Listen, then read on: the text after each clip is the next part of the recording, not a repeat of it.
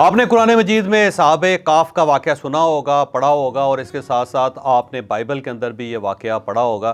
یہ جو واقعہ ہے صحابہ کاف کا، یہ بائبل کے اندر بھی ہے اور اس کے ساتھ ساتھ یہ قرآن مجید کے اندر بھی ہے، بلکہ اس کے اندر بہت ساری ویریشنز بھی ہیں کہ جب رسول اللہ صلی اللہ علیہ وسلم سے صحابہ کاف کے بارے میں سوال پوچھا گیا تھا تو پھر وحی آنی شروع ہوئی، اور آپ صلی اللہ علیہ وسلم نے لوگوں کو بتانا شروع کیا کہ صحابہ کاف جو تھے ان کے ساتھ کیا ہوا تھا، کہاں کے رہنے والے تھے، کیا ہوا۔ اور اس کے بعد پھر انہوں نے فرمایا کہ میں آپ کو کل بتاؤں گا، اور پھر اس کے بعد وہ محفل ختم ہوگی۔ جب محفل ختم ہوگی تو وحی کا سلسلہ رک گیا۔ اب اگلا سوال یہ تھا کہ رکا کیوں؟ تو بہت عرصہ تک رسول اللہ صلی اللہ علیہ وسلم اضطراب میں رہے اور سخت پریشان ہوئے، اور انہوں نے محسوس یہ کرنا شروع کر دیا کہ کہیں ایسا تو نہیں ہے کہ اللہ تعالیٰ نے مجھے سائڈ پہ کر دیا ہے یا اللہ تعالیٰ مجھ سے ناراض ہو گیا۔ تو وہ بہت زیادہ دعا کیا کرتے تھے کہ یا پروردگار آپ کی طرف سے کوئی میسج نہیں آیا۔ تو پھر اس کے بعد جب وحی کا سلسلہ شروع ہوا تو اللہ تعالیٰ کی طرف سے یہ ایک گھلا کیا گیا کہ جب آپ نے یہ واقعہ سنایا تھا تو اس کے بعد جب آپ نے اگلی نشست کے لیے کہا تھا تو آپ نے انشاءاللہ نہیں کہا تھا، آپ نے مجھے سائڈ پہ کر دیا تھا، جس کا ظاہر ہے ہمیں برا لگا اور اس وجہ سے یہ سلسلہ رکا۔ تو بہرحال اس کے بعد وہ دوبارہ سلسلہ جڑا اور پھر دوبارہ رسول اللہ صلی اللہ علیہ وسلم پہ وحی آنی شروع ہوئی۔ اب سوال یہ ہے کہ یہ صحابہ کاف تھے کون؟ یہ جارڈن کے اندر ایک جگہ ہے جسے رجیم کہتے ہیں۔ اگر آپ قرآن مجید میں دیکھیں صحابہ کاف والرجیم کہا گیا ہے کہ رجیم کے وہ صحابہ کاف تھے۔ اب جو رجیم ہے اس کی طرف ہم آئیں گے، لیکن اس سے پہلے میں آپ کو کچھ بتاؤں کہ یہ کیا چیز ہے، کیا سلسلہ ہے۔ ایک تو صحابہ کاف کے غار جو ہیں وہ 6-7 کے قریب ہے پوری دنیا کے اندر، لیکن جو بہت زیادہ قریب ہے واقعے کے اور جس کے اندر ساری نشانیاں پائی جاتی ہیں وہ جارڈن کے اندر ہے، اور یہ عمان شہر سے بالکل تھوڑے سے فاصلے پہ ہے۔ بلکہ اگر آپ عمان میں رہتے ہیں تو آپ وہاں سے چند آدھے گھنٹے کی ڈرائیو کے بعد آپ اس غار تک پہنچ سکتے ہیں۔ اب یہ کیسے کہا جا سکتا ہے کہ یہی وہ غار ہے، اور باقی جو غار ہیں جس کے اندر ایک ٹرکی کے اندر بھی غار ہے اور پھر اس کے اندر یہ یوکرائن کے اندر بھی غار ہے، تو وہ اس کے ساتھ ساتھ یہ شام کے اندر بھی ایک غار ہے، تو وہ جو غار ہیں وہ اس سے مختلف ہیں، وہ صحابہ کاف کے غار نہیں ہیں۔ اس کی بنیادی وجہ یہ ہے کہ قرآن کریم نے جو اس کی نشانیاں بتائی ہیں وہ اس غار کے زیادہ قریب ہیں کہ سورج ان کے بالکل قریب سے آ کے گزر جاتا ہے، ڈائریکٹ روشنی سورج کی اس کے اوپر نہیں پڑتی ان مردوں کے اوپر، جس کی وجہ سے ان کی سکن جو تھی وہ قائم تھی۔ تو وہ یہی غار ہے کیونکہ اس کے اندر جب سورج آتا ہے تو اس کے قریب سے گزر کے وہ آگے نکل جاتا ہے، اس کی روشنی براہ راست اس غار کو متاثر نہیں کرتے۔ پھر جو نشانیاں بتائی گئی کہ اس کے اوپر ایک ٹیمپل بنا ہوا ہے، تو اس کے اوپر ایک ٹیمپل بنا ہوا تھا اس جگہ پہ، اور وہ پرانا ٹیمپل تھا، اور اس چیز کا بھی ظاہر قرآن مجید نے ذکر کیا۔ اب سوال یہ ہے کہ کون لوگ تھے؟ یہ بیسیکلی کرسچنز تھے، اور جب وحی آئی حضرت عیسیٰ علیہ السلام کے اوپر اور اس کے بعد وہ کرسچینٹی پھیلنی شروع ہوئی تو اس کے بعد حضرت عیسیٰ علیہ السلام دنیا سے رخصت ہو گئے۔ کرسچینٹی جب آئی سارے اس علاقے کے اندر تو ان لوگوں نے کرسچینٹی قبول کر لی، اور اس وقت جو بادشاہ تھا اس پورے علاقے کا اس کا نام تھا دقیانوس۔ آپ نے اکثر سنا ہوگا دقیانوسی خیالات۔ تو یہ دقیانوس کا جو لفظ ہے یہ بیسیکلی اس بادشاہ سے منسوب ہے کیونکہ اس بادشاہ کا نام دقیانوس تھا اور وہ پرانے خیالات کا مالک تھا، اس وجہ سے دقیانوسی خیالات کا کہا جاتا ہے کہ آپ جب پرانے خیالات کے اوپر ڈٹے رہتے ہیں تو آپ دقیانوس ہو جاتے ہیں۔ تو بادشاہ جو تھا اس کا نام تھا دقیانوس۔ تو جب ان لوگوں نے کرسچینٹی قبول کی اور انہوں نے دقیانوس کا جو مذہب تھا اس سے انحراف کرنا شروع کیا تو بادشاہ سخت خلاف ہو گیا، اور جب خلاف ہوا تو اس نے ان کو کہا کہ ان کو گرفتار کیا جائے، ان کو پکڑا جائے، ان کو مارا جائے، اور اس وقت سزائے موت ہوتی تھی جب آپ بلاسفیمی کرتے تھے یا آپ کسی مذہب کی توہین کرتے تھے یا جو بادشاہ کا مذہب ہوتا تھا تسلیم نہیں کرتے تھے۔ تو یہ لوگ وہاں سے بھاگ کے یہ شہر سے باہر نکل کے ایک غار کے اندر پناہ گزین ہو گئے، اور ان کا کتا بھی ان کے ساتھ تھا۔ اب سوال یہ کہ کتنے لوگ تھے؟ کچھ لوگ کہتے ہیں یہ 5 ہیں، کچھ لوگ کہتے ہیں 7 ہیں، لیکن بہرحال اس کے بارے میں مکمل طور پہ کوئی حتمی طور پہ نہیں کہا جا سکتا کہ یہ اتنے لوگ ہیں، لیکن آپ یہ سمجھ لیں کہ 5 کے قریب کے لوگ ہیں، اور ان کے ساتھ ان کا کتا بھی تھا۔ تو یہ لوگ وہاں دوڑ کے وہاں پہنچے غار میں، اور اس کے بعد ان کے سونے کا ٹائم ہو گیا تو یہ وہاں پہ سو گئے۔ جب یہ سوئے اور لمبی نیند انہوں نے سوئی، اور نیند کے درمیان یہ کروٹ بھی لیتے رہے، اور جب ان میں سے آنکھ کھلی سب کی تو یہ سب اٹھ کے بیٹھ کے انہوں نے محسوس ہوا کہ ایک پہر گزر گیا اور اب ہمیں کھانے پینے کا بندوبست کرنا چاہیے۔ تو ان کے پاس ظاہر ہے سکے بھی تھے، تو یہ فوری طور پہ ان میں سے ایک صاحب جو تھے وہ غار سے نکلے، اور وہ رجیم شہر جس کے بارے میں صحابہ کاف والرجیم کہا جاتا ہے کہ رجیم اس شہر کا نام ہے، اس بستی کا نام تھا، تو وہ رجیم شہر میں پہنچ گئے۔ جب وہ شہر میں پہنچے تو اس کے بعد انہوں نے دیکھا کہ شہر کا حلیہ بدل گیا ہوا ہے سارا. وہ بڑی بڑی بلڈنگس بن گئی ہوئی ہیں, چھوٹی بلڈنگیں ختم ہو گئی ہیں, بازار جو ہے تبدیل ہو گیا ہوا ہے. بہرحال اس کے باوجود وہ بندہ ڈرتے ڈرتے ایک ریسٹورانٹ پہ گیا. میں ریسٹورانٹ ذرا تھوڑا سا ایزیلی آپ کو سمجھانے کے لیے کہہ رہا ہوں. اور اس نے سکے نکال کے دکاندار کو دیے اور اس نے کہا جی کہ مجھے کھانے کا سامان چاہیے. تو وہ سکے دیکھ کے حیران رہ گیا, اور اس کے بعد اس نے اس کا حلیہ دیکھا تو وہ حیران رہ گیا, جو کپڑے پہنے ہوئے تھے, جس ٹائپ کا بندہ تھا, جس ٹائپ کی لینگویج تھی اس کی, اور 7 سکے تھے سونے کے پرانے. تو وہ بڑا حیران ہوا. اس نے کہا کہ آپ لوگ کہاں سے ہیں؟ اس نے کہا جی میں تو غار سے آیا. تو اس نے کہا یہ سکے تو آج کل چلتے ہی نہیں ہیں, تو آپ کے پاس یہ کہاں سے ہے؟ اس نے کہا یہی چلتے ہیں, یہی بادشاہ نے سکہ جاری کیا ہوا تھا دقیانوس نے. تو اس نے کہا دقیانوس کون ہے؟ تو اس نے کہا جی ہمارا بادشاہ ہے. اس نے کہا نہیں, دقیانوس تو یہاں ہے ہی نہیں بادشاہ. تو بہرحال ان کے درمیان تکرار ہوئی, اور اس تکرار کے دوران پتہ یہ چلا کہ دقیانوس کو گزرے ہوئے 300 سال ہو گئے, بلکہ 300 سے زیادہ 313 سال تک ہو گئے ہوئے ہیں, کیونکہ وہ جو چاند کا فرق ہے اس سے سالوں کے درمیان بھی فرق آ جاتا ہے. تو وہ بہت زیادہ وہاں پہ پریشانی ہو گئی. لوگوں نے اس کو پکڑ لیا. پکڑنے کے بعد وہ جب لے کے غار کے اندر آئے تو وہاں پہ دوسرے لوگ بھی تھے, اور اس سے وہ بہت زیادہ وہاں پہ ایک پریشانی پھیل گئی. تو بہرحال یہ واقعہ کچھ اس طرح بیان کیا جاتا ہے, اور اس کے بعد دوبارہ کہا جاتا ہے کہ دوبارہ وہ نیند لے کے سو گئے, اور اس کے بعد اب وہ قیامت کے دن اٹھیں گے.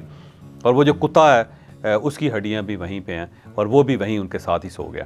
اور یہ بھی کہا جاتا ہے کہ اصحاب کاف جو ہیں وہ جنت میں جائیں گے, اور جنت کے اندر صرف ایک ہی کتا جائے گا, اور وہ جائے گا اپنے مالکان کی وجہ سے, اور وہ اصحاب کاف کا کتا ہوگا.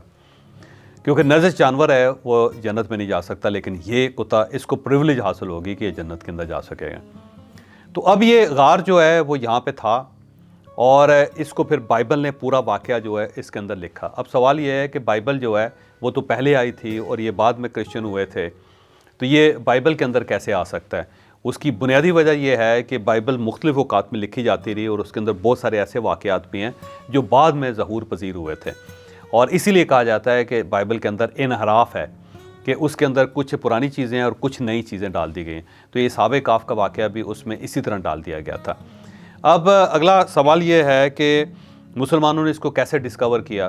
تو رسول اللہ صلی اللہ علیہ وسلم کے بعد بلکہ یہاں سے جو قافلے گزرتے تھے شام کے لیے تجارت کے لیے, تو یہاں سے گزر کے جاتے تھے, اور اس سے پہلے بھی بلکہ رسول اللہ علیہ وسلم کے دور میں اور اس سے پہلے بھی جب عرب یہاں سے گزرتے تھے تو وہ اس ٹیمپل کے قریب رکتے تھے, اور ان کو کہا یہ جاتا تھا کہ یہاں پہ کچھ مقدس ہستیاں مدفون ہیں. تو وہ ان کے ذہن میں تھا, اور جب رسول اللہ صلی اللہ علیہ وسلم نے بتایا تو اس کے بعد لوگوں کو یقین ہو گیا, اور پھر ان کے وصال کے بعد لوگ یہاں سے گزرتے رہے, اور پھر اس جگہ کو ڈسکور کر لیا گیا. سلطان صلاح الدین ایوبی کے دور میں باقاعدہ پھر اس چیز کو اس پورے غار کو نکالا گیا, کھولا گیا, اور اس کے اوپر جہاں پہ ایک ٹیمپل ہوتا تو اس کو مسجد میں کنورٹ کر دیا. یہاں پہ میں ایک اور دلچسپ بات بتاؤں کہ یہ جو ٹیمپل تھا پہلے یہ پرانا دقیانوس کا مذہب تھا اس کا ٹیمپل تھا, اور اس کے بعد جب کرسچینٹی آئی تو یہ یہاں پہ ایک چرچ بن گیا, اور جب مسلمان آئے تو یہاں پہ مسجد بن گئی. تو اب اگر آپ اس جگہ پہ جائیں تو وہاں پہ چرچ بھی ہے, وہاں پہ مسجد بھی ہے, اور ساتھ ایک پرانا ٹیمپل جو ہے اس کے آثار بھی موجود ہیں. تو وہ جو نشانی بتائی گئی تھی وہ نشانی یہاں پہ پوری ہوتی ہے. تو آپ اس میں ضرور جائیں. مجھے یہاں پہ 2 مرتبہ جانے کا اتفاق ہوا ہے. تو پرانے کھنڈرات ہیں, اور بڑے پتھر کاٹ کے پورا کمپاؤنڈ بنایا گیا جس میں ظاہر ٹوٹ پھوٹ بھی ہو گئے. یہاں پہ اگر آپ کھڑے ہوں تو سامنے دیکھیں تو آپ کو دور گہرائی کے اندر شہر بھی نظر آتا ہے. اب یہ جو شہر ہے اس کو رقیم کہتے ہیں یا رقیب کہتے ہیں. اب یہ قرآن مجید ہے اس میں رجیم لکھا ہوا ہے یا رقیب لکھا ہوا ہے یا رقیم لکھا ہوا ہے, یہ آپ لوگ زیادہ بہتر جانتے ہیں, آپ اس کو خود دیکھیں. وہ یہ کہتے ہیں کہ اوور دا ٹائم یہ چینج ہو گیا اس کا نام, تو وہ میچ وہی کیا جاتا ہے جو لوکل ہیں وہ اسی طرح کہتے ہیں جس طرح قرآن مجید نے فرمایا تھا. تو یہ جو ہے نا میں علماء کرام پہ چھوڑ رہا ہوں, میرا علم بہت لمیٹڈ ہے, میں اس کے اوپر زیادہ وضاحت نہیں کر سکتا. آپ خود پڑھیں, جب آپ خود پڑھیں گے تو آپ کو خود اندازہ ہوگا. تو میں اس غار کے اندر گیا ہوں, میں نے وہاں زیارت کی ہے, کیونکہ اب گورنمنٹ نے وہ ساری ہڈیاں اکٹھی کر کے وہ سامنے جو قبریں ہیں ان کے اندر ڈال دی, اور اس کے سامنے شیشہ لگا دی ہے. تو آپ شیشے کے اندر سے دیکھ سکتے ہیں کہ جو ہڈیاں پڑی ہوئی ہیں اس کے اندر کتنی ہڈیاں ہیں کسی کو کچھ پتہ نہیں, کتنے لوگ ہیں کچھ نہیں کہا جا سکتا, اور کچھ جانور کی ہڈیاں بھی ہیں ایک, وہ بھی وہاں پہ نظر آتی ہیں. تو یہ ہے بڑی مزیدار جگہ, آپ کو ضرور اس کی زیارت کرنی چاہیے, ضرور دیکھنا چاہیے. تو اب آپ میری آنکھ سے اور اس کے ساتھ ساتھ آپ موبائل کی آنکھ سے اسے غور سے دیکھیں, اور اپنی آنکھوں کی نظر اتاریں کہ اللہ تعالیٰ نے آپ کو موقع دیا کہ آپ وہ جگہیں اور وہ مقدس ہستیاں دیکھ سکیں جن کا ذکر قرآن مجید میں بھی ہے۔ بسم اللہ الرحمن الرحیم۔ یہ اصحاب کاف کا غار ہے۔ آپ نے قرآن مجید میں یہ واقعہ پڑھا ہوگا کہ 7 یا 3 اصحاب تھے، جو ایک بادشاہ دقیانوس تھا اور اس کے دور میں اس کے ظلم سے بھاگ کر یہاں پہنچے، اور یہاں پہنچنے کے بعد وہ سو گئے، اور وہ 309 سال وہ سوئے رہے۔ ان کے ساتھ ایک کتا بھی تھا، اور اس کے بعد جب وہ اٹھے تو ان میں سے ایک ساتھی کو انہوں نے باہر بھیجا کہ وہ کھانا لے کے آیا۔ جب وہ باہر گیا تو وہ اس کے پاس پرانے سکے تھے، پرانا لباس تھا۔ لوگوں کو پتہ چلا، لوگ ان کے ساتھ پھر یہاں پہنچے تو پتہ چلا کہ یہ 309 سال یہ سوئے رہے ہیں۔ اور اصحاب کاف کا واقعہ بڑی ڈیٹیل کے ساتھ قرآن مجید میں ہے، اور اس کے علاوہ بائبل میں بھی اس کا ذکر ہے۔ 3 جگہ ہیں اصحاب کاف کی۔ ایک ٹرکی میں ایک جگہ ہے جہاں پہ کہا جاتا ہے کہ اصحاب کاف کا وہاں پہ بھی غار ہے۔ ایک سیریا کے اندر، شام کے اندر بھی اصحاب کاف کا غار ہے۔ لیکن سب سے جو اپروپریٹ ہے، جس کو کہا جا سکتا ہے کہ قرینے قیاس ہے، وہ یہ جگہ ہے عمان کے شہر اور جارڈن کا کیپٹل، اس کے مضافات میں یہ جگہ ہے، کیونکہ جو قرآن مجید میں نشانیاں بتائی گئی تھیں کہ وہ ایک طرف سے سورج نکلتا ہے، دوسری طرف سے جاتا ہے، اس کی طرف تھوڑی سی روشنی اندر جاتی ہے اور پوری طرح سورج اندر نہیں جاتا تاکہ اس کی لاشیں یا ان کے جسم خراب نہ ہوتے۔ تو یہ وہ ساری نشانیاں ہیں جو قرآن مجید میں جن کا ذکر کیا گیا ہے۔ میں آپ کو اندر لے کے جاؤں گا اور آپ دیکھیں گے، اور اس کے بعد جو قرآن کی حقانیت ہے آپ کے اوپر زیادہ واضح ہو جائے گی۔ یہ غار تھا، اس طرح کا غار تھا۔ بعد میں یہ بھی میں بتاتا چلوں کہ یہاں پہ کرسچنس نے یہاں پہ ایک عبادت گاہ بنا دی تھی، اور اس سے پہلے جو یہودی تھے انہوں نے عبادت گاہ بنائی، بعد میں کرسچنس نے بنائی، اور اس کے بعد پھر بنو امیہ کے دور میں یہ مسجد بھی بنائی گئی تھی۔ یہ بھی اس کی نشانیوں میں شامل تھی۔ قرآن مجید نے کہا کہ اس کے اوپر ایک عبادت گاہ بنا دی گئی تھی۔ آپ میرے ساتھ آئے، میں آپ کو دکھاتا ہوں۔ یہ غار ہے، یہ دروازہ تھا، اور 7 سلیپرز جن کو کہا جاتا ہے کہ وہ 7 اصحاب تھے یا 3 اصحاب تھے، اس کے بارے میں تعداد نہیں۔ یہ سامنے اس جگہ پہ وہ سوئے ہوئے تھے، اور ان کا جو کتا تھا اس کے بارے میں کہا جاتا ہے کہ وہ باہر تھا، شاید اس دروازے کے باہر تھا۔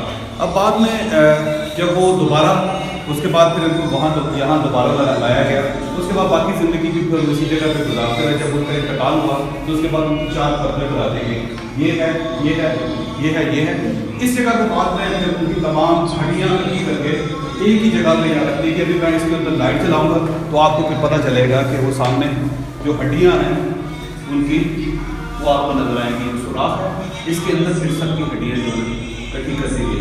دیکھیے گا، یہ دیکھیں ہڈیاں، آپ کو اس میں بون ہڈیاں نظر آ رہی صحاب کی۔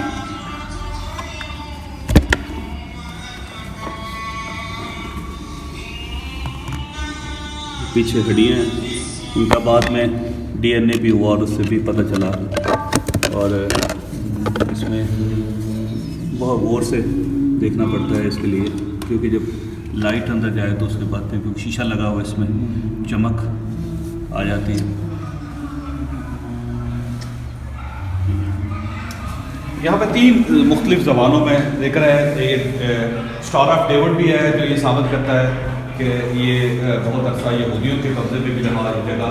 پھر اس کے بعد ہیبرو، اس کے بعد بائبل کی جو زبانیں وہ بھی لکھا گیا یہاں پہ۔ پھر جب مسلمانوں کا دور آیا تو اس میں عربی میں بھی کلمات لکھے گئے ہیں۔ یہ جو چھت تھی یہ سلطان صلاح الدین ایوبی نے اس کو بہتر بنایا تھا، اور اس کو تعمیر کروائی سلطان صلاح الدین ایوبی نے۔ یہ ان کے برتن ہیں اس دور کے جو ابھی تک محفوظ ہے، جو وہ استعمال کرتے تھے اصحاب کاف۔ یہ ہے، یہ ان کے استعمال کی مختلف چیزیں ہیں۔ یہ پتھر بھی اس دور کے، وہ اس جگہ پہ شاید وہ آگ جلاتے تھے، اور اس کے لیے یہ جگہ انگیٹھی کا پرانے زمانے میں جس طرح انگیٹھیاں بنائی جاتی تھی وہ تھے، رہتے وہ اس جگہ پہ تھے۔ یہ والی جگہ، یہ فرش ہے، یہ چھت ہے جس میں انہوں نے 309 سال گزارے تھے۔ اور یہ واقعہ بڑی تفصیل سے نبی اکرم صلی اللہ علیہ وسلم نے ایلیبریٹ کیا تھا، اور یہ بھی واقعہ تھا جس میں آپ کو یاد ہوگا کہ نبی صلی اللہ علیہ وسلم انشاءاللہ کہنا بھول گئے تھے، اور انہوں نے کہا تھا کہ میں کل واقعہ یہ مزید سناؤں گا۔